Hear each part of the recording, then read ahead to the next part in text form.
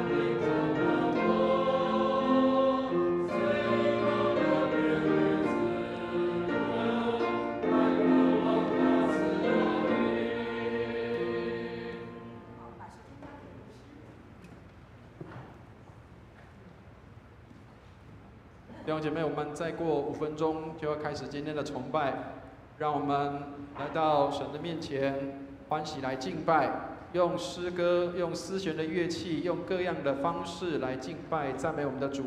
上帝是用以色列的赞美为宝座的，让我们能够用感谢和赞美为祭来献给上帝。让我们一起来祷告，为着我们今天的崇拜，为自己预备心，为所有的设备器械为主所使用来祷告。让我们一起来祷告。慈悲爱我们的天父，感谢你给我们有这样的时间，让我们能够参加今天早上的崇拜，让我们与弟兄姐妹一同来敬拜上帝，献上感谢和赞美的祭。谢谢你给我们有这样的机会来敬拜你，谢谢主给我们有这样的机会，用各样的乐器，用各样的声音来敬拜你。让我们所有的器械设备也都能够运作正常，所有的程序都能够按照主你的旨意来进行，让我们所献上的能够成为馨香的祭献在主的面前，蒙主的悦纳，也让我们的心欢喜，灵里快乐。感谢祷告，奉耶稣基督的圣名，弟兄姐妹，让我们预备心来参加早上的崇拜。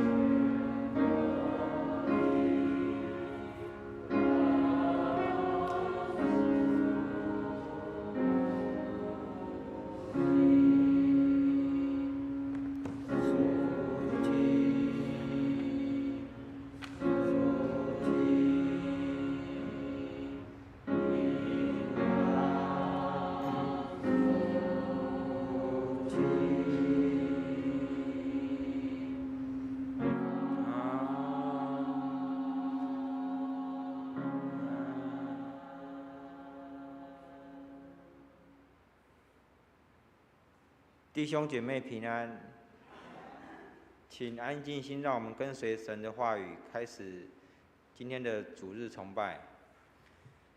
因为你是我的岩石，我的山寨，所以求你为你名的缘故引导我，指点我。求你救我脱离人为我暗设的网罗，因为你是我的保障。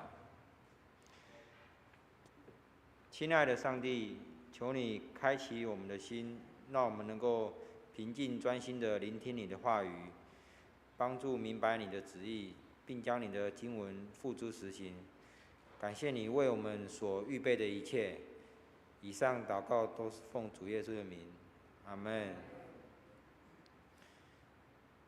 接下来是诗歌敬拜。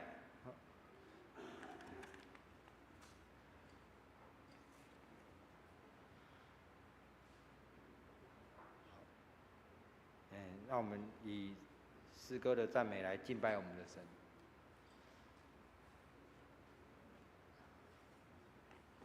来，会众方便的话，请起立。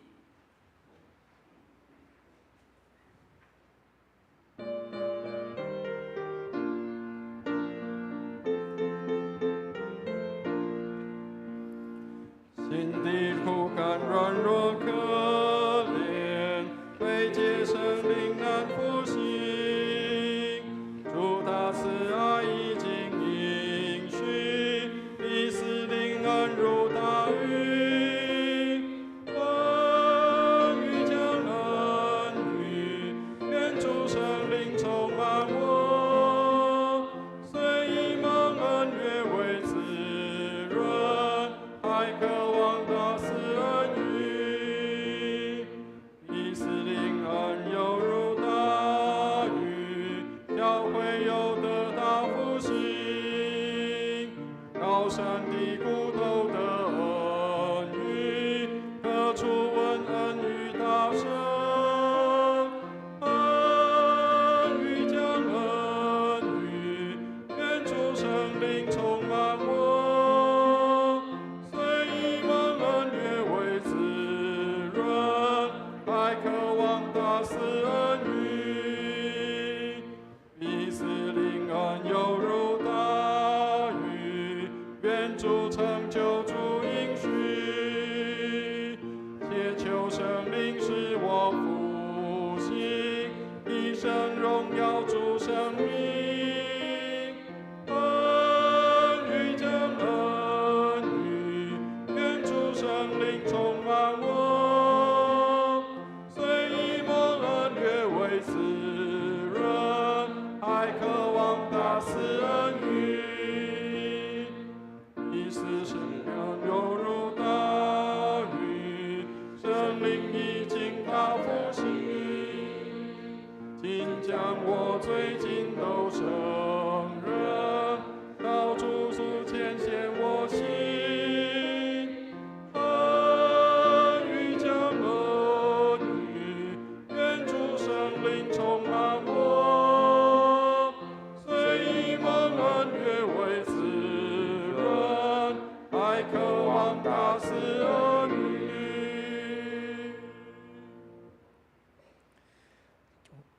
请依然站立，让我们以使徒信经来宣告我们的信仰。我信上帝，全能的父，创造天地的主。我信我主耶稣基督，上帝的独生子，因圣灵感孕，由童贞女玛利亚所生，在本多比拉多手下受难，被钉于十字架，受死，埋葬，降在阴间。第三天从死人中复活，升天，坐在全能的父上帝的右边，将来必从那里降临，审判活人死人。我信圣灵，我信圣而公之教会，我信罪相通，我信罪得赦免，我信身体复活，我信永生。阿们。荣耀颂。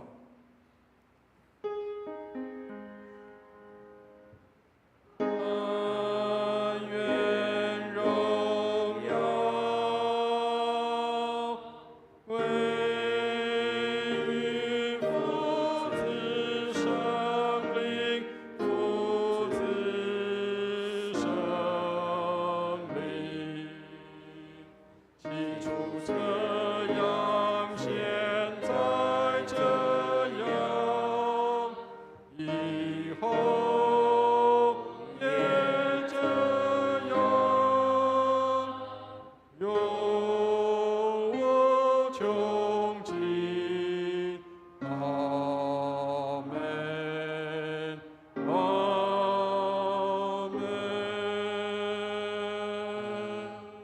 会众请坐。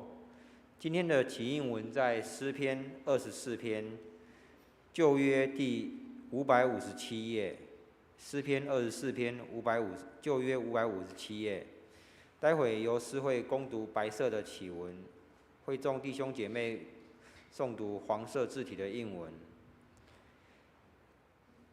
地和其中所充满的，世界和住在其间的，都属耶和华。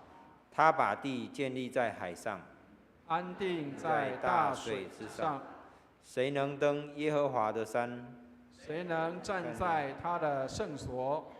就是手洁心清，不向虚妄，起誓不怀诡诈的人。他必蒙耶和华赐福，又蒙救他的上帝使他成义。这是寻求耶和华的族类，是寻求里面的雅各。众臣们啊，你们要抬起头来。永久的门户，你们要被举起。荣耀的王将要进来。荣耀的王是谁呢？就是有力有能的耶和华，在战场上有能的耶和华。众臣们啊，你们要抬起头来。永久的门户，你们要把头抬起。那荣耀的王将要进来。荣耀的王是谁呢？万军之耶和华，他是荣耀的王。公祷部分为东南亚柬埔寨祷告，基督信仰能够进入其生活文化，也为这个南区教会安平卫理堂的彭美玲牧师为教会奉献充足，教会能在当地更加得人，牧者同心来健康祷告，也要为目前仍在战火中的国家祷告，愿战火止息，平安和平降临，也为青年学子的暑假去预备来做这个各种祷告。让我们以主祷文来宣告我们的信仰。我们在天上的父，人都尊你的名为圣。愿你的国降临，愿你的旨意行在地上，如同行在天上。我们日用的饮食，今日赐给我们，免我们的债，如同我们免了人的债，不叫我们遇见试探，叫我们脱离凶恶，因为国度、权柄、荣耀、权势，直到永远。阿们。接下来，请这个贺兆鼎弟兄来攻读本周经课。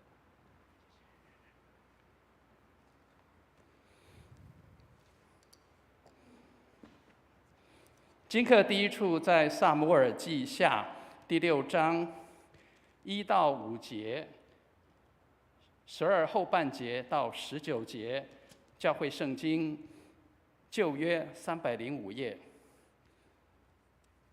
撒母耳记下第6章第1节，大卫又聚集以色列中所有挑选的人3万。大卫起身，率领跟随他的众人前往，要从巴拉犹大将上帝的约柜运来。这约柜就是坐在2基路伯上万军之耶和华留名的约柜。他们将上帝的约柜从冈上亚比拿达的家里抬出来，放在新车上。亚比拿达的2个儿子乌撒和亚希约赶着新车，他们将上帝的约柜从冈上亚比拿达家里抬出来的时候，亚希约在柜前行走。大卫和以色列的全家在耶和华面前用松木制造的各样乐器和琴瑟鼓拔锣奏乐跳舞。第12节后半，大卫就去欢欢喜喜地将上帝的约柜从俄别以东家中抬到大卫的城里。抬耶和华约柜的人走了6步，大卫就献牛与肥羊为祭。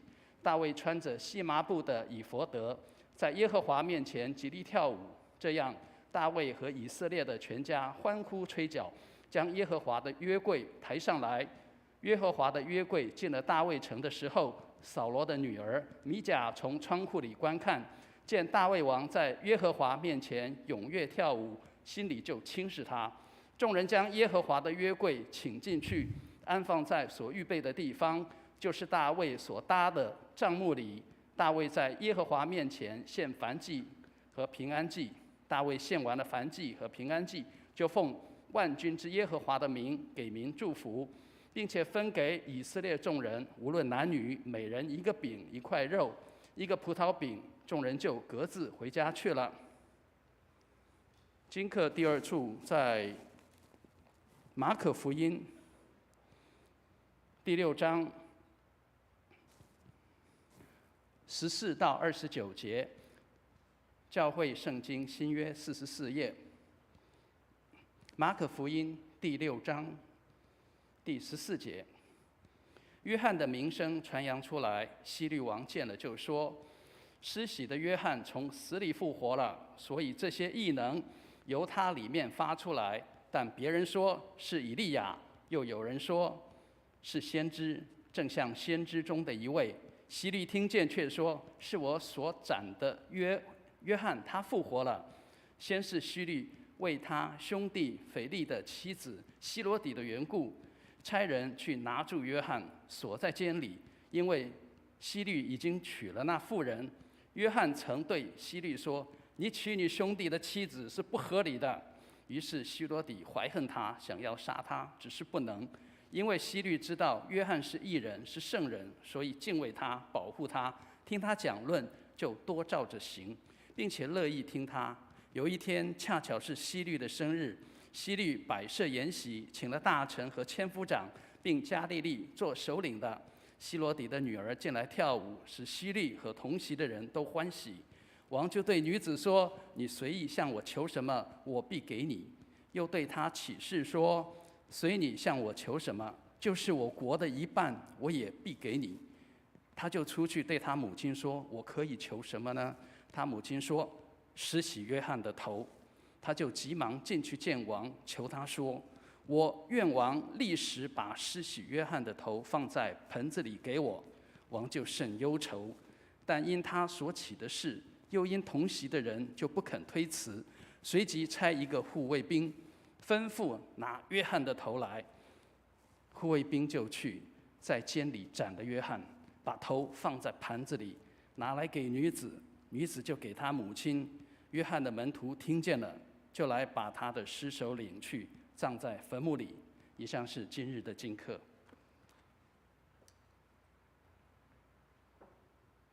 接下来是诗会的读经，那内容在这个以弗所书1章3到14节。愿颂赞归于我们主耶稣基督的父上帝，他在基督里曾赐给我们天上各样属灵的福气，就如上帝从创立世界以前，在基督里拣选了我们，使我们在他面前成为圣洁，无有瑕疵。又因爱我们，就按照自己的意志所喜悦的，预定我们借着耶稣基督得儿子的名分，使他荣耀的恩典得着称赞。这恩典是他在爱子里所赐给我们的。我们借这爱子的血得蒙救赎，过犯得以赦免，乃是照他丰富的恩典。这恩典是上帝用诸般智慧聪明充充足足赏给我们的，都是照他自己所预定的美意，叫我们知道他旨意的奥秘，要照所安排的，在日期满足的时候，使天上地上一切所有的都在基督里面同归于一。我们也在他里面得了基业。这原是那位随己意行，做万事，按照他旨意所预定的，叫他的荣耀从我们这手先在基督里有盼望的人，可以得着称赞。你们既听见真理的道，就是那叫你们所救的福音，也信了基督。既然信他，就受了这应许的圣灵为印记。这圣灵是我们得基业的凭据，只等到上帝之名救赎，使他的荣耀得着称赞。接下来是诗班的献诗。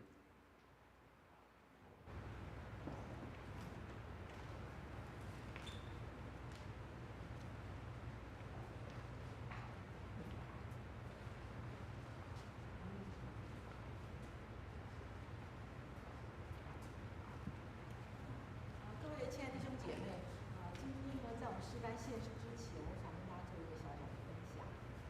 我们知道马偕博士今年呢，是来台湾传教150周年。我们知道，因为他的行踪多半都在北部，所以呢，今年北部有非常多的教会，甚至于媒体啊、新闻，他们都有做相关的报道或者是展览。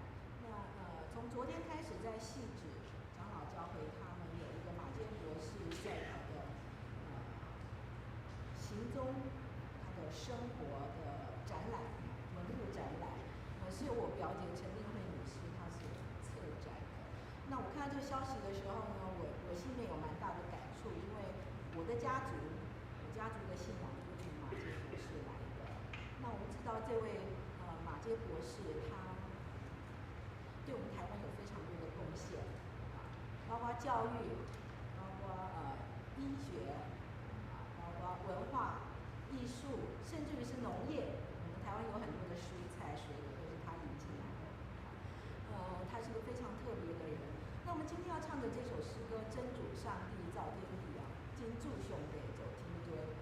那是他在台湾行脚、爬山涉水的时候收集了平埔族人的音乐。那这首诗歌呢是平埔调，那非常特别，我们平常很少听到这样的诗歌。我要说它的特别是，这首诗歌集结了平埔人、加拿大人，还有这个歌词啊。歌词呢是我们台语圣诗来的，由现在旅美华裔印尼籍的牧师林宇美牧师，他从台语的歌词所改写。还有最重要，我们今天所唱的这个旋律呢，是出生在我们高雄人是谁？萧泰然博士他所编曲的。那我觉得这首诗歌集结了平埔人、加拿大人、台湾人还有印尼人所组成的诗歌。我想，如果不是上帝的大能的话，我们很难想象这样的组合，对不对？所以呢，我们诗班今天要唱这首《真主上帝造天地》，让我们借着这首诗歌来思想，我们所信的神真的是一位天地独一的真神。那我们现在讲听《真主上帝造天地》。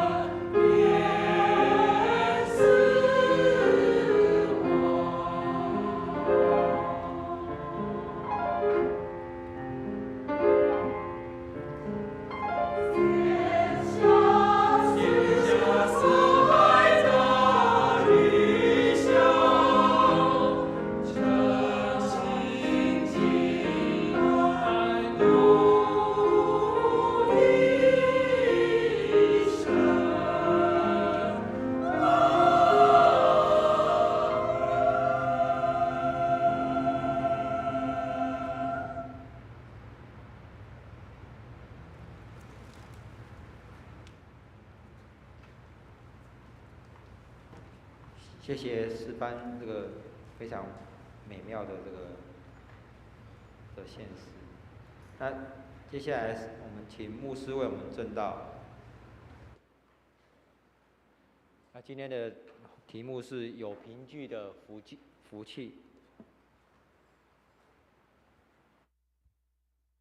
真神上帝造天地，亲爱的弟兄姐妹，我不知道刚刚你听到这首歌的时候，你的心中是不是好像有一股共鸣在你的心里面？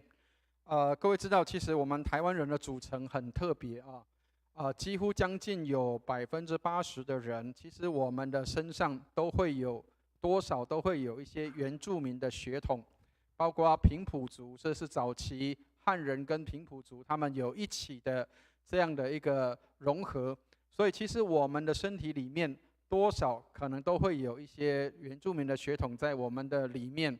上帝赐福给台湾，在最早的这些的原住民当中，他们立下了一些非常美好的东西，保障在我们的台湾这块土地上。愿上帝帮助我们，让我们能够珍惜跟爱惜我们所在的这块土地，让我们能够去珍惜它、爱护它、保护它，让我们一生在这个地方、在这个土地里面，在这里生长。上帝把台湾赐给台湾人做应许之地，让我们在这块土地里，让我们能够在这里能够繁衍，让许多人能够来认识上帝。愿上帝祝福我们，让我们基督徒在这块土地上，我们也成为一个很好的一个宣教者，能够在这里告诉所有的这些在台湾的住民，我们有一位上帝，他是创造万物的主。愿上帝来带领我们。所以刚刚提到，我们应该要爱惜我们的土地。那感谢上帝，让我们可以有机会能够做一些这个对环境的保护跟参与。好，那先跟大家分享一件事情，就是各位如果有去市场买菜，或是各位如果有去买一些东西的时候，通常店家都会给我们用塑胶袋包我们要买的东西。那各位知道，其实塑胶袋的发明原本是为了环保用的。各位知道那个意思是什么吗？我们现在塑胶袋很多，对不对？然后很不环保。但是现在各位知道，其实那个塑胶袋的发明早期是为了环保用的。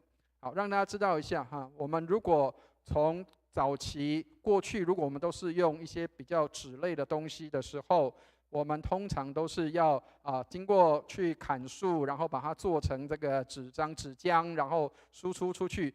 当中的过程其实是相当多的一个繁复的过程，所以早期用塑胶袋来代替纸袋是有一个环保的目的，但是后来反而塑胶袋变多了，结果后来又变成环境的污染。那上帝帮助我们，很多时候我们都很有初心，希望能够来帮助这个环境，但是求上帝帮助我们，让我们能够有智慧，知道怎么做。所以过去在制作这个塑胶袋的时候，制作的人他说他希望，这是他的理想，他希望可以重复的使用。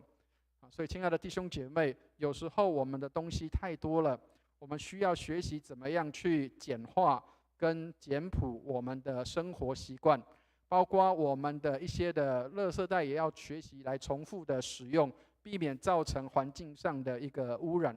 上帝给我们一个很重要的任务，就是要管理他所造的一切。所以求上帝给我们有智慧、聪明，知道怎么做。我记得我跟师母有时候我们去外面买食物的时候，可能我们的文化里面或是我们的环境里面还没有应对这样的一个状况。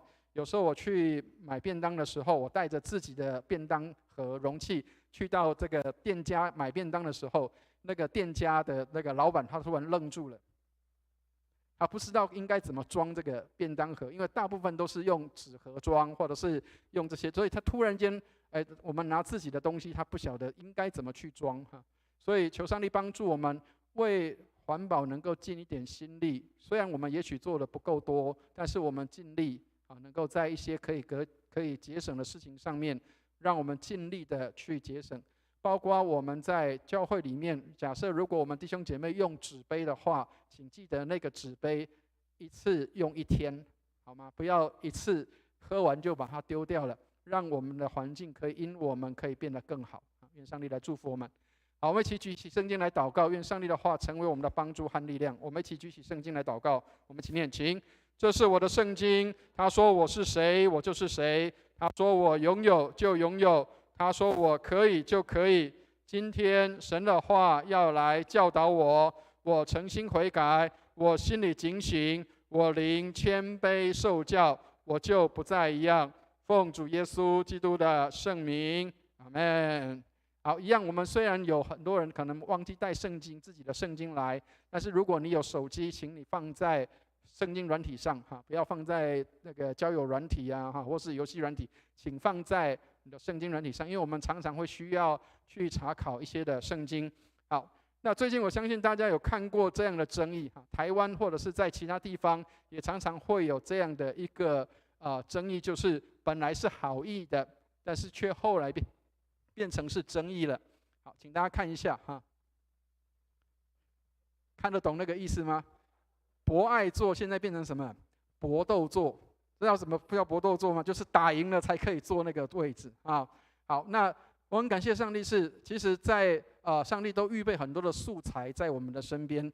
昨天晚上我看新闻的时候，刚好特别提到有关这一个部分的节目，就是在台湾我们可能常常会碰到有人因为这个博爱座的关系，真的在那边打架抢位置，但是在国外有很多的地方，他们的做法，他们也有博爱座，但是做法上是不一样的。我记得昨天我看的新闻里面，他们讲到韩国人，他们在这个捷运上面，如果是这个颜色的座位，他们通常都是不坐的，让真的有需要的人去坐啊。那当然，我们不是说他们这样就比较好。另外，在美国，他们的做法是这样：其实所有的座位每个人都可以坐，但是他们的文化素养是可以，如果看到有一些比较行动不便，或者是一些比较需要的人，他们会主动的会邀请他来就坐。但是这个老人家或者是这些行动不便的人，他们也不会随便就去做，他们也会去推辞说不用，我可以自己站立。所以，亲爱的弟兄姐妹，博爱座本来就是要给有需要的人来使用。求上帝帮助我们，让我们能够看到别人的需要，特别基督徒的心要够敏锐，我们要能够知道谁有这样的需要，能够帮助人，让人能够得到帮助。所以在教会里面有很多不方便的地方，我们需要去帮人家排除这些东西。如果我们有新朋友来的时候，他不晓得教会的厕所在哪里，他不晓得教会的饮水机在哪里，那么我们应该可以主动帮忙他们来做这个事情，带他们到这个厕所的地方，带他们到饮水机的地方。如果我们当中有一些新朋友，他们没有位置坐的时候，当然我们现在还有一些的位置，如果我们的位置很满的时候，我们有没有可能可以帮助一些新来的弟兄姐妹，让他们可以坐在一个比较舒适的位置上，让他们可以来听讲道、领受福音，或是来做礼拜。上帝帮助我们为别人考虑，这个是爱的表现。求主给我们有智慧，因为耶稣也是这样的爱我们。好，所以我们来看一下今天的圣经。今天的圣经记载在以弗所书里面，保罗透过以弗所书来教导以弗所的教会有关教会的蓝图是什么。10年前，应该是10年前，我在桃园在三峡的讲道，刚好也是讲到这一章的里面的内容。好，所以我在那边分享的时候，我说这个题目叫做教会的蓝图。所以教会应该是一个什么样式？教会应该有一些什么样的内容在这里面？好，所以这个是保罗在以弗所书里面来特别教导以弗所的教会，让他们知道教会应该是一个什么样的形象，里面应该具有什么样的文化。好，所以如果弟兄姐妹如果我们够熟悉的话，在以弗所书4章里面特别提到，在教会里面有一个很美的文化，让大家可以知道一下哈，背给大家听。凡事谦虚、温柔、忍耐，用爱心互相宽容，用和平彼此联络，竭力保守圣灵所赐合而为一的心。好，这个就是在教会里面我们的文化应当是这样。凡事谦虚、温柔、忍耐，而不是我们觉得自己比别人好。所以保罗也常常提醒说，要看别人比自己强。那个看别人比自己强的意思，就是我们看别人比自己重要，不是说好像我的能力比较强或者是别人的能力比较强，不是这样。看别人比自己强的意思是，看别人的事比我的事情更加的重要。所以当别人有需要的时候，我能够去帮助人，让有需要的人可以得帮助，那个就是看别人比自己强。所以保罗在监狱里面写下这个监狱书信，叫以弗所书。那很多人可能以为说，好像只有在自由的环境下才能够思想奔放，才能够有很多的东西思想可以写出来。亲爱的弟兄姐妹，其实反而有时候在外在的捆绑当中，我们的心里面才能够得到真正的自由。我不晓得大家你花多少时间，每一天你在上帝面前花多少时间，能够安静自己的心来跟上帝见面跟交通。我们从7月开始，我们有一个线上的一个读书会，叫做灵命成长的52个好习惯。其中第一个好习惯就是花时间亲近上帝。那这个作者他特别提到说，每一天15分钟的时间，让我们跟上帝有亲近的时刻，让我们跟上帝有亲密的关系，让我们跟上帝有一个美好的交通。我不晓得弟兄姐妹，我们每一天花多少时间来亲近上帝？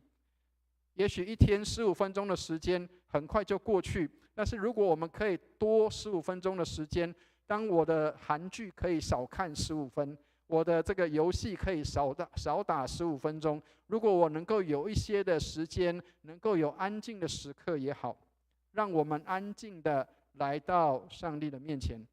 有一个弟兄跟我这样讲，他说我15分钟我不知道要跟上帝说什么，我就提醒他说，如果可以的话，让我们安静在上帝的面前。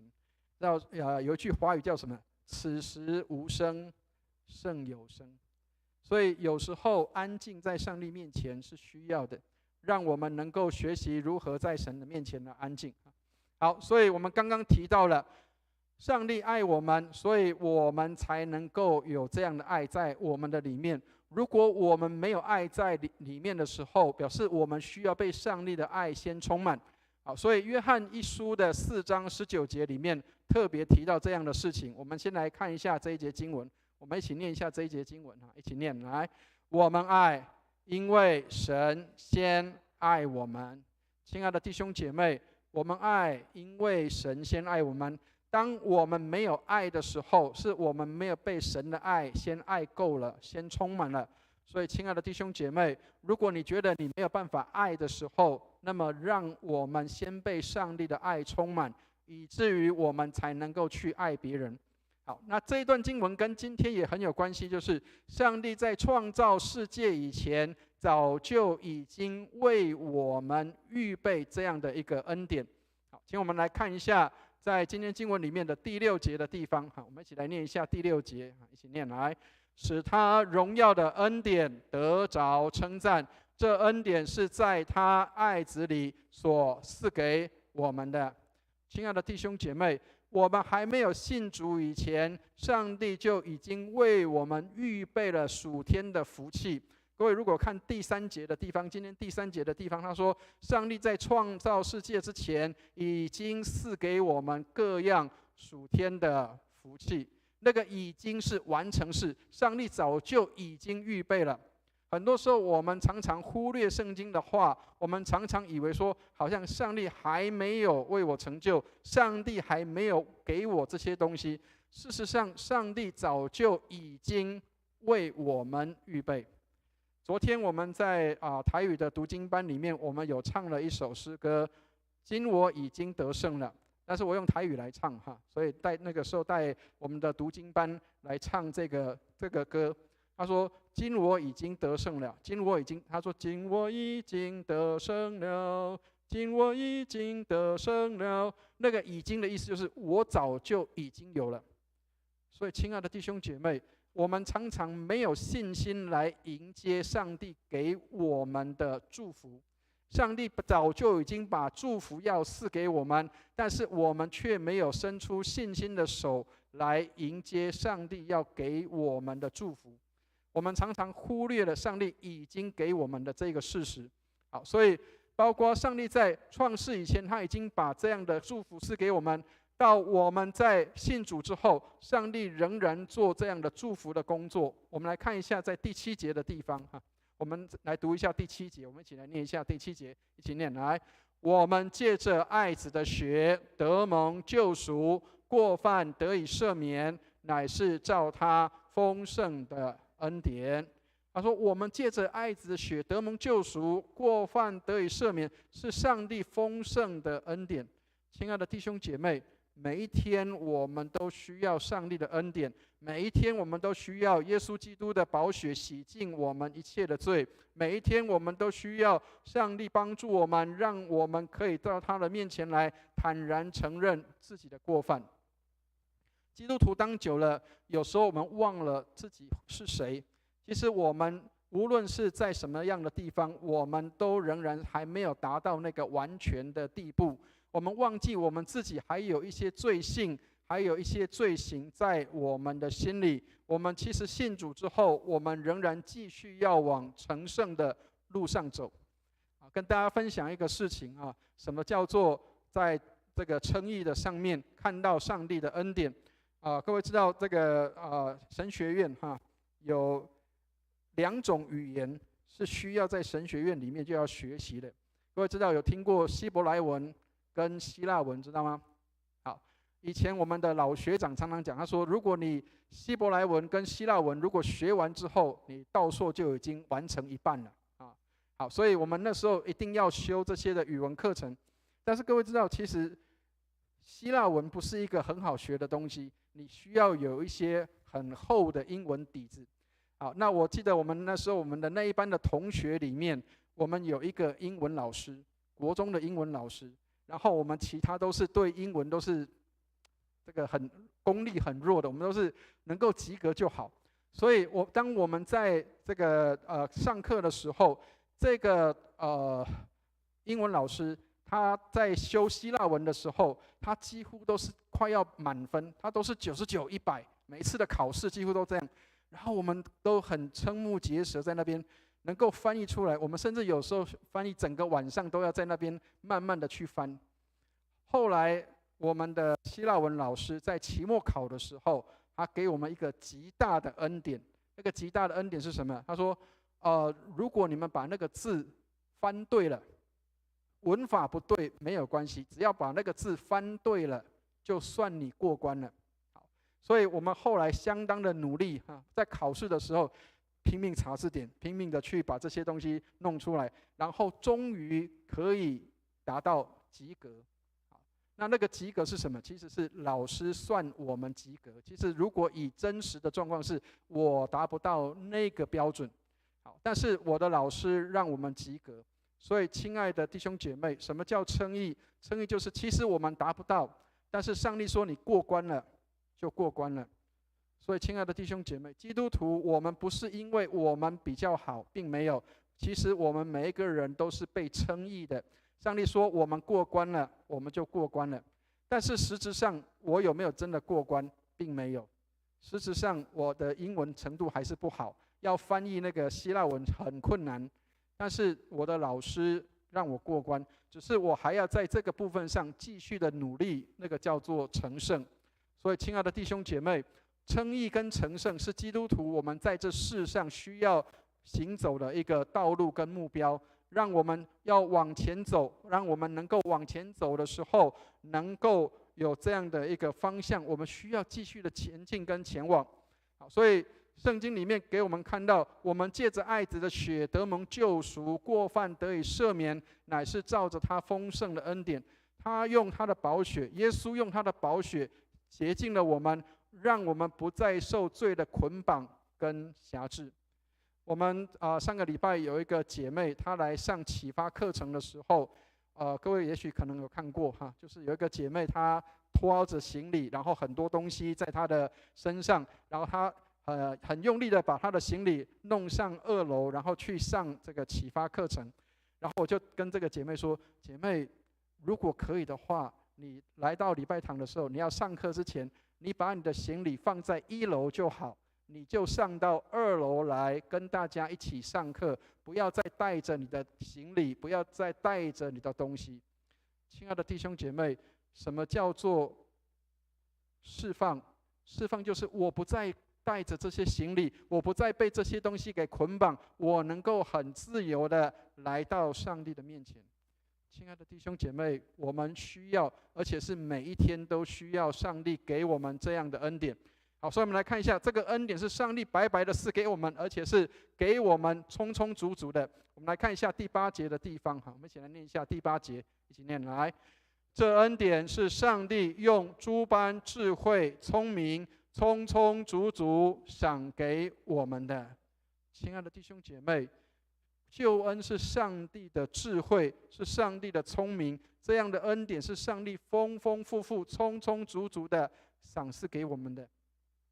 上帝给我们的绝对不是缺乏的，上帝给我们的绝对不是少的，上帝给我们都是丰丰富富、充充足足的。各位如果有印象的话，诗篇23篇里面的第1节说什么？还记得吗？23篇的第1节说什么？耶和华是我的牧者，我必不致缺乏。亲爱的弟兄姐妹，充充足足的就是没有缺乏的，你都丰富的、丰丰满满的。上帝把这样的一个救恩来赐给我们，让我们能够白白的来领受这样的恩典。那我们是不是凭着信心来领受上帝要给我们的祝福？很多时候，上帝的祝福已经临到在门口，但是我们却没有信心去接它。很多时候，我们常常给上帝的回应就是“我不行，我不会”，或甚至“我不要”。上帝把恩典赐给我们的时候，我们常常把恩典拒绝在门外。我们没有凭着信心去迎接跟领受上帝的怜悯跟恩典。愿上帝帮助我们，让我们凭着信心能够来承接上帝的恩典，白白的赐给我们，让我们能够来领受。好，所以我们来看一下，上帝除了让我们在信主之前，他有给我们先存的恩典；除了我们在信主之后，他有给我们称义的恩典；他最后要给我们进到他荣耀国度里面，有一个成圣的恩典在我们的当中。我们来念一下第10节的地方。我们来念一下第10节，一起念来。要照所安排的，在日期满足的时候，使天上地上一切所有的都在基督里同归于一。亲爱的弟兄姐妹，所有的一切都在基督的里面，所有的一切丰富都在耶稣基督里面，所有一切的美好都在耶稣基督里面。跟大家分享一个事情，就是如果在教会里面我们不讲耶稣，那就没有意义了。我们如果不讲耶稣的话，我们只有在守一些的规条，守一些的诫命，我们在做一些的方法，但是我们却没有上帝了。很多的宗教可以没有这些的上帝，或是没有谈到神，它可以一样照样运作。但是基督教会在神的教会里不谈耶稣基督，我们就什么都不能了。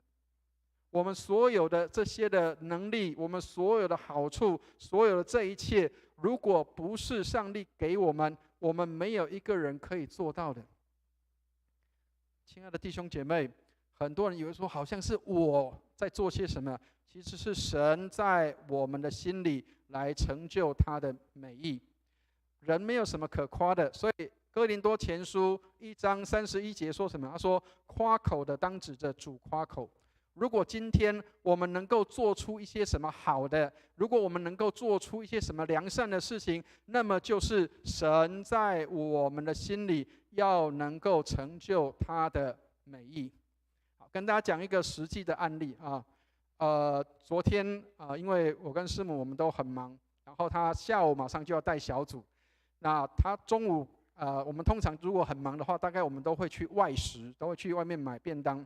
好，那突然间，他给我一个很重的任务，一个很难完成的任务。他说：“老公，我今天想吃那个摩斯汉堡。”然后我就回了他一句，我说：“外面天气很热。”我说外面天气很热，可不可以不要去那么远的地方去买摩斯汉堡？我们这边附近有什么买一买就好了。他说我想吃摩斯汉堡。好，那为了爱他的缘故，我就只好把袖套卷起来，然后就远远的去摩斯那边买了汉堡回来给我的太太吃。照着我的意思，我是做不到的，因为外面很热。但是如果上帝有给我爱在我的里面，我可以做得到，那就是上帝给我的爱在我的心里。所以亲爱的弟兄姐妹，千万不要以为付出爱心是很容易的，其实付出爱心是要牺牲的。为什么耶稣要死在十字架上？因为爱是需要牺牲的。亲爱的弟兄姐妹，上帝帮助我们，你能够为你的家人服侍，那是上帝的爱在你的心里。如果你能够爱你的先生，尊重你的太太，那都是神在你的心里让你可以这样做。没有任何一个人喜欢去大太阳底下去做事情，或者是在困难的环境当中去做事。各位可以看到爱的力量是何等的大，但是爱的源头是从上帝来的。如果没有爱的源头，我们没有任何一个人有力量去完成这些事情。所以敬拜上帝其实以耶稣基督为中心，我们从耶稣基督的身上能够来看到并且领受到上帝的爱在我们的心里。上帝透过耶稣来告诉我们爱是什么，让我们看到耶稣的牺牲是为了让我们能够看到上帝的爱。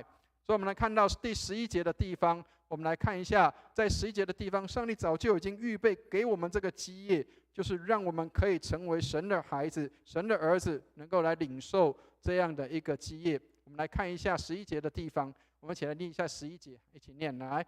我们也在他里面得了基业，这原是那位随己意行做万事的，照着他的旨意所预定的。上帝预定我们要来得着那个基业，得着那个产业，这是上帝预定给我们的。好，所以我们应当要有这样的信心跟盼望，上帝要预备给我们。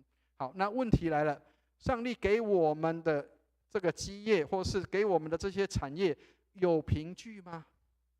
有什么样的凭据去看到上帝给我们这些的产业，给我们这些的凭据？好，所以我们来看一下第13节的地方，给我们一个很好的证明。13节，我们一起来念一下13节，一起念来。你们既听见真理的道，就是那叫你们得救的福音，也信了基督。既然信他，就受了所应许的圣灵为印记。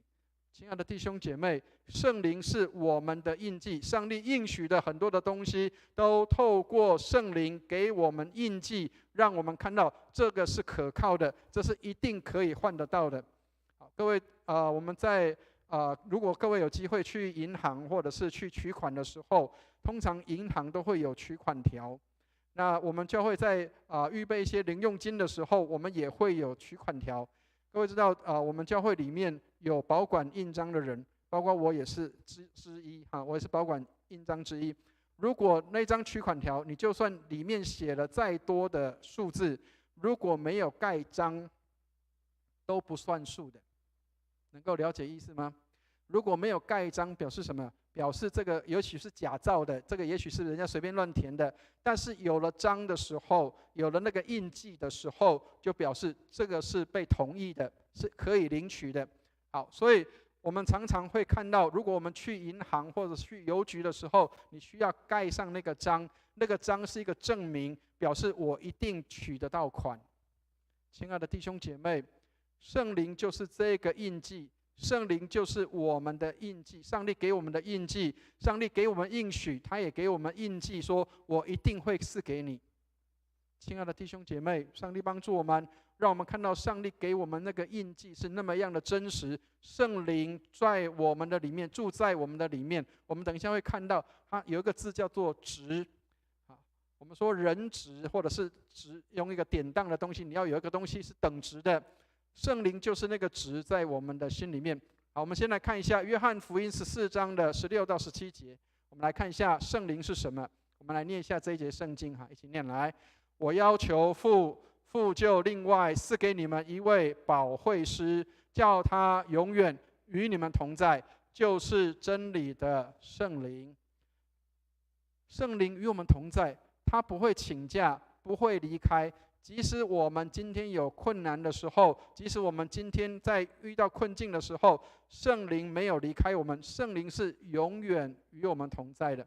所以弟兄姐妹，刚刚提到保罗在监狱里面，他为什么可以这样的自由的去写这些的书信？因为圣灵在他的里面。亲爱的弟兄姐妹，有很多人说啊，我身体状况不好啊，我什么样的地方不行，所以我就没有办法来做礼拜啊，我因为工作的关系没有办法来做礼拜。亲爱的弟兄姐妹，当圣灵在你的里面，上帝与我们同在的时候，我们所在的地方就可以成为敬拜上帝的地方。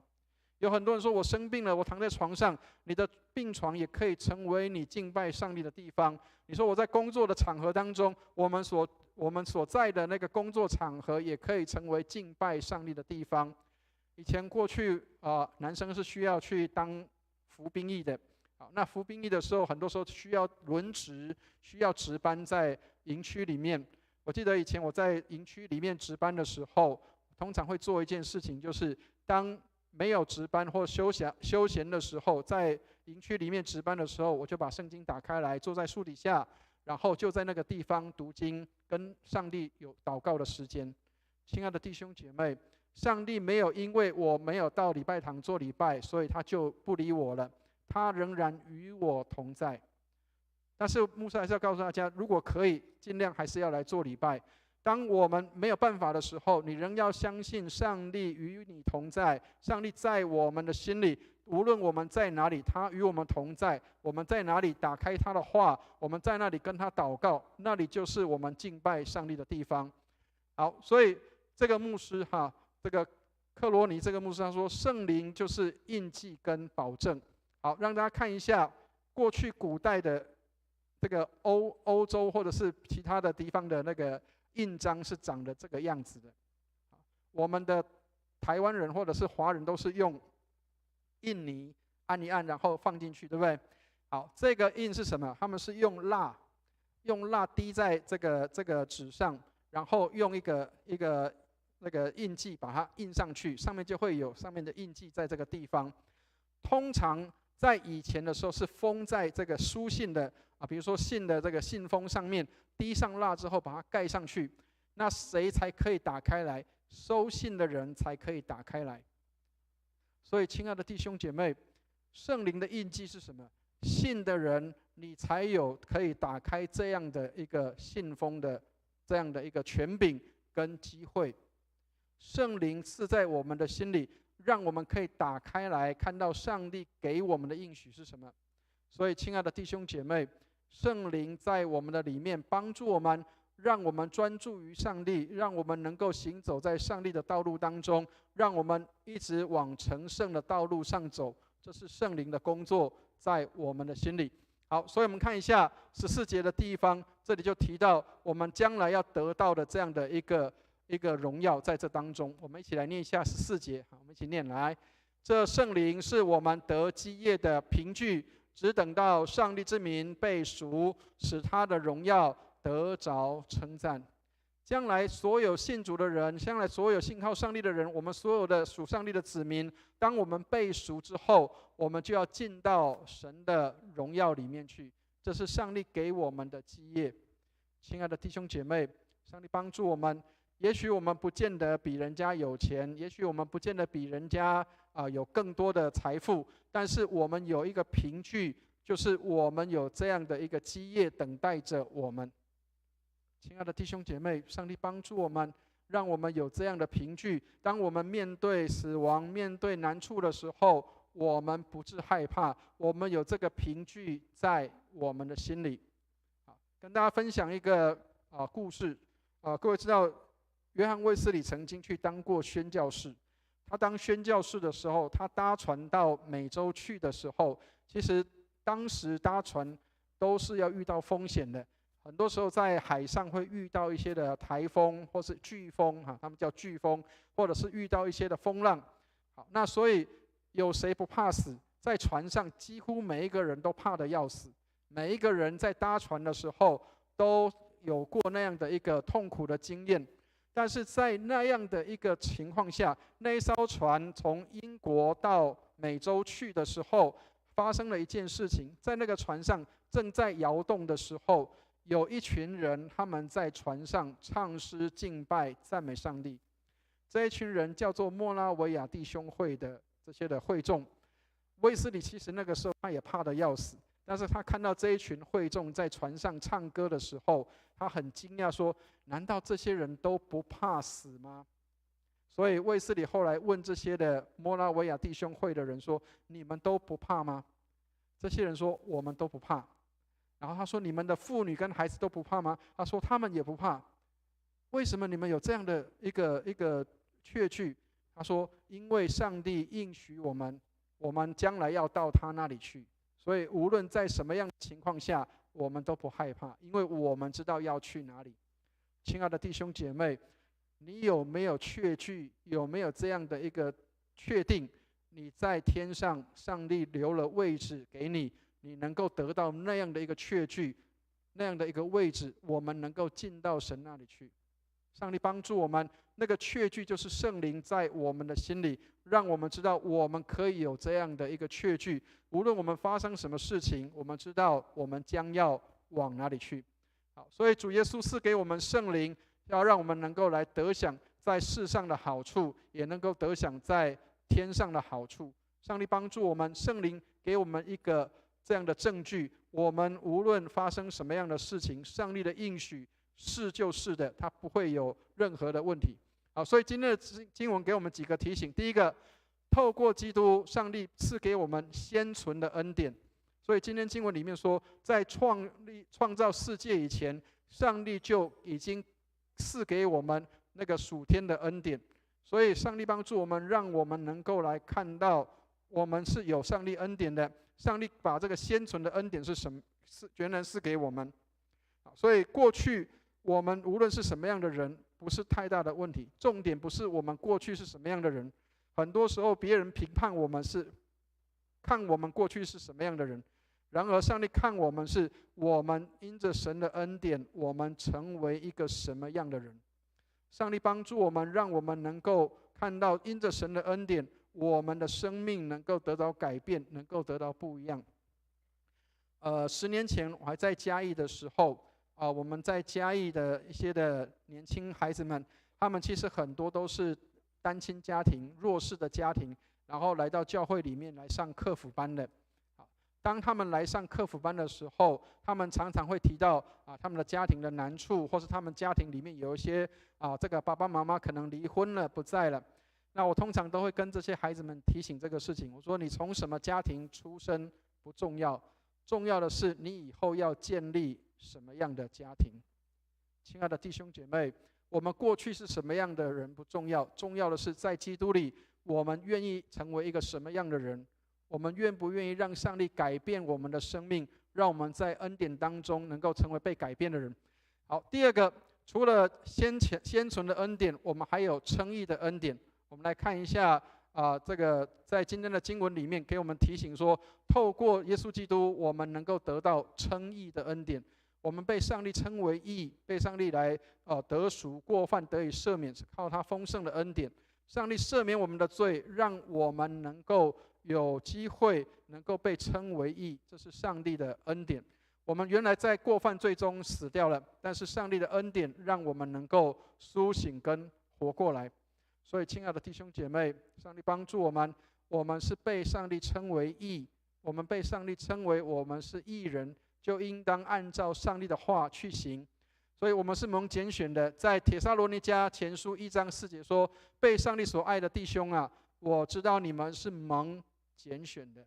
上帝拣选我们能够来认识他，能够来侍奉他，能够来领受他的恩典，这个是上帝的极大的丰富在我们的当中。第三个，透过基督，上帝使我们有成圣的恩典。所以刚刚提到了，我们达不到，但是上帝给我们有恩典，让我们可以往这个成圣的路上走。所以每一天我们应当追求天上的事情，而不是只有追求在地上的事。地上的事情总有一天会过去的，但是天上的事情是我们不断需要去追求的。所以上帝赐给我们他的典章丰富，让我们可以领受。那我们是不是确定跟真的用信心去承接上帝给我们这样的恩典？所有的事情都会过去，地上的一切都会过去，让我们能够投资在永恒的里面。以前曾经有一个姐妹说，仅此一生，投资永恒。你要把你的一生放在永恒的事上，还是要放在世上短暂的事里面？上帝帮助我们把我们的眼光放在将来我们要进到神的荣耀里面，所以我们应当如何预备自己来进入那个荣耀里面。所以最后求上帝帮助我们，求圣灵引导我们，让我们能够有能力过圣洁的生活。圣洁不是好像一个，如果现在好像听起来像是一个不是很应该是怎么说？好像听起来像是很戏谑的话。过圣洁的生活是基督徒应当要过的。我们在生活当中跟别人不一样的地方是，我们按照上帝的话语，按照上帝所说的话，按照上帝的安排来过生活。所以基督徒本来就跟别人不一样。上帝帮助我们，让我们能够照着圣灵的引导来行走在天路上。有一天，当我们到上帝那里去的时候，我们能够看到上帝透过圣灵引导我们，让我们可以能够来领受上帝这个祝福给我们的这个先存的恩典，让我们能够配去领受，因为有圣灵的印记在我们的身上。上帝帮助我们，让我们一生能够走在他的道路当中。愿上帝祝福我们。我们一起来祷告。慈悲爱我们的天父，让我们能够常在你的慈爱里，有圣灵来引导我们。我们需要你圣灵的帮助，若不是靠着你，我们没有办法做什么。我们想要行的善，我们做不出来；我们不想做的恶，我们却时常去做。帮助我们，让我们能够被圣灵来得着，全然顺服在圣灵的带领当中，带领我们。我们要得着属天的基业，就是神你要预备赐给我们的这个丰富，是远超地上所有的一切。帮助我们，让我们凭着信心来领受上帝给我们的祝福，带领我们在成圣的路上走，直到见你面的时候。愿你施恩看顾，感谢祷告，奉耶稣基督的圣名。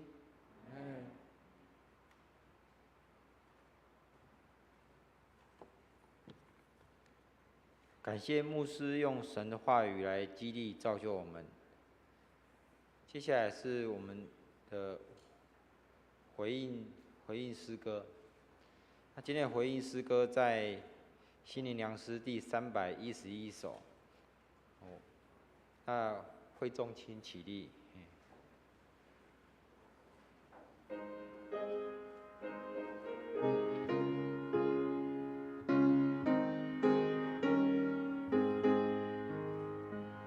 我爱传讲祝福音，传讲天上了事，传讲耶稣爱罪人，传讲他为人死。我爱传讲这福音，福音是神大能，能救人免沉沦，能叫死人得生。我爱传讲这福音，传讲老旧的福音，传讲耶稣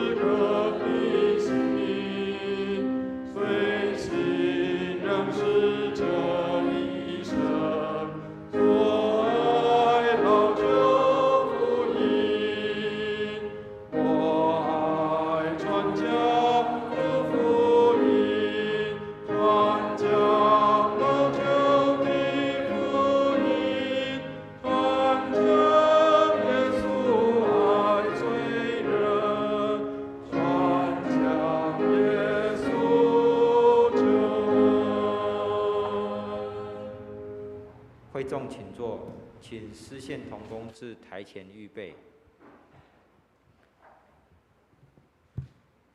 在天上的父，我们甘心乐意奉献这感恩的心，坚定我的心归向你，叫更多人能够领受你的爱，做你所喜悦的事。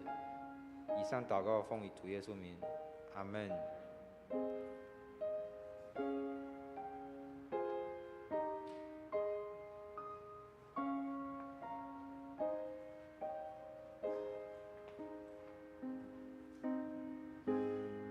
第一次来的新朋友还未预备或不了解奉献意义的话，请安静在座位上，让奉献袋经过你的身边。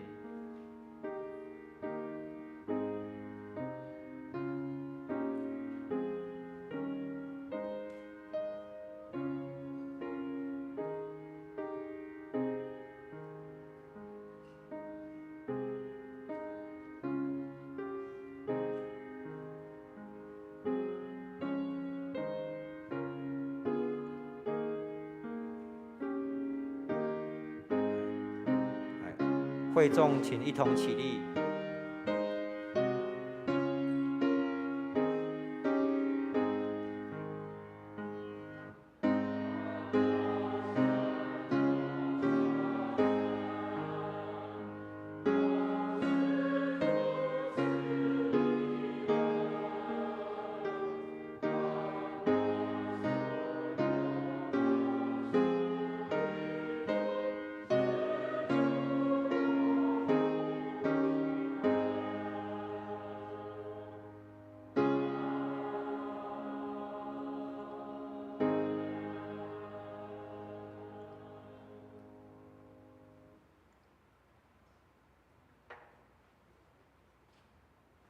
好，会众请坐。接下来我们唱这个“成为一家人”第二遍的时候，大家可以彼此拱手问安。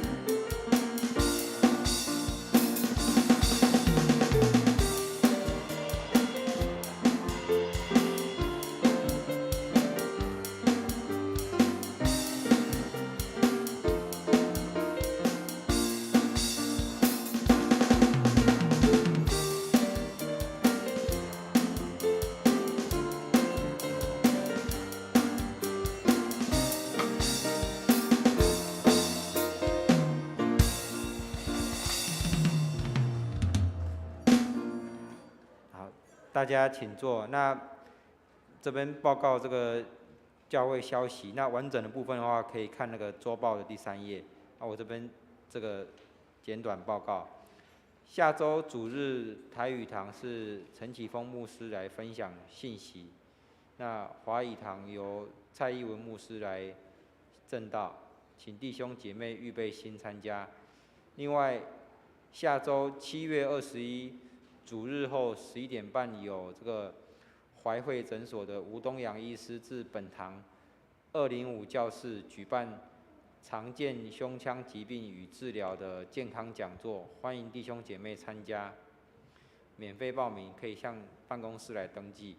另外，在暑假期间，为了提供这个小朋友有一个这个学习、运动、休闲的场所，教会特地开放了6楼，规划了阅读、K 书以及乒乓球、益智桌游的场地，鼓励家中的儿童青少年一起来体验这个美好的暑假。即日起至8月29号，那详细时间可以看周报。那另外，7月27号周六的晚上，俊奎执事与德强执事将举办这个夜爬寿山的强身体健的活动。如果有兴趣的话，可以向这2位执事来询问报名。另外，教会7、8月也推动这个暑期读经课程，在每周6的早上以及每周5的晚上来进行。另外，这个卫理神学院也延伸班有教会通识的课程，讲师为刘清乾牧师，从下个学期9月20号周5晚上开始，邀请弟兄一起关心祷告。那也可以请会友能够前往了解报名。那肢体消息部分的话，进入夏天季节，请会友注意天气变化及这个午后雷阵雨，也为确诊弟兄的身体健康治疗来复原祷告，以及身体不适的部分来祷告。那会众请起立，3一颂。天之下万国闻名，齐声赞美父子圣灵，三位一体，同荣同尊。万有之源，万福之本。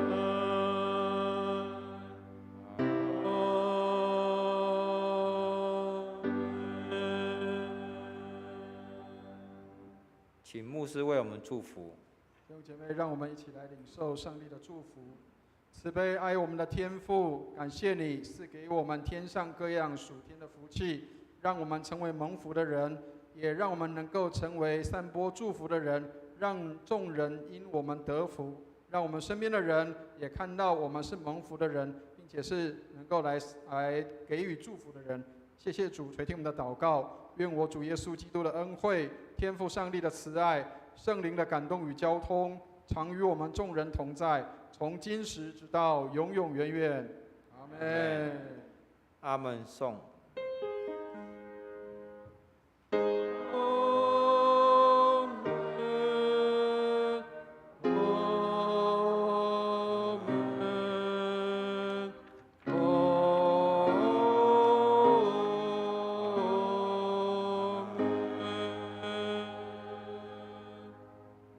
会众请坐，会众可以一同低头默祷，殿乐之后彼此问安交通。如有需要牧者祷告的话，请至台前。